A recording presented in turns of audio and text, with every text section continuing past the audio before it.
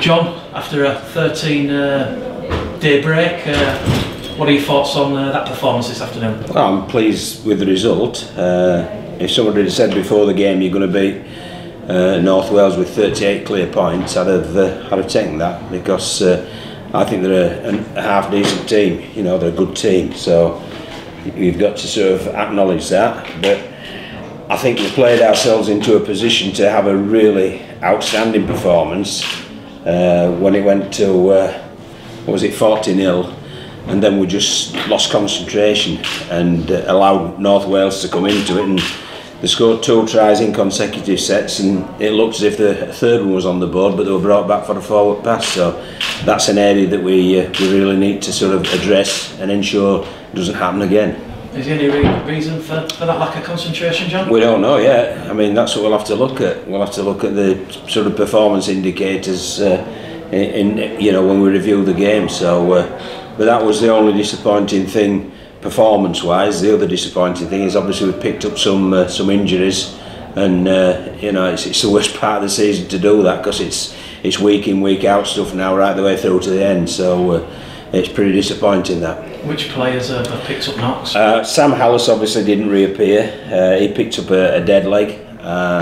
We had Mikey Wood, who went, his knee buckled underneath him, so he's feeling sore with that. And then obviously Greg McNally, we pulled him off because he felt a tightness in the injury, so we pulled him off as a precaution, and he'll be going for a scan. So it's a heavy cost injury wise is today's game. One player who come through unscathed on his return after a 4-week layoff was John Kear. Yes, yeah, and I'm pleased with Joe. I mean, he looked a little rusty at times, but that's to be expected. You know, you can't come in with the match sharpness that he had previously, but he got through it well, and that's a bonus to us. But obviously, my biggest concern is the hooking role now, because we went from having 4 hookers who we felt could play at this level to having 1, and part of it's down to me, because I sent Rhys Butterworth out to Batley on loan, but we picked up injuries then to Sam and George Flanagan in the last 2 weeks, so from 4 we're down to 1 pretty quickly. So we'll have to that's something we'll have to address this week. Do you have any facility for bringing Rhys Butterworth back? Not after, when you agree a loan term, it's got to be the first month, and he's got another week yet, so there's no way we can bring him back. Obviously, if we could, we would, but we can't, so that's how it is.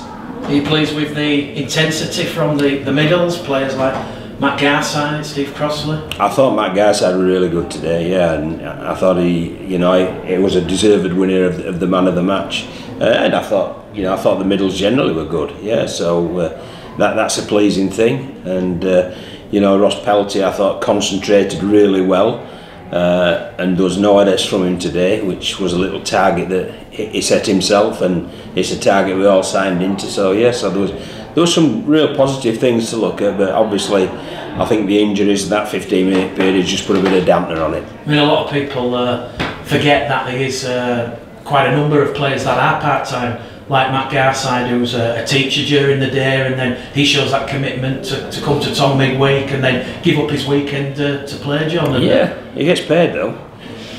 So if you get paid, he pays the piper, calls the tune.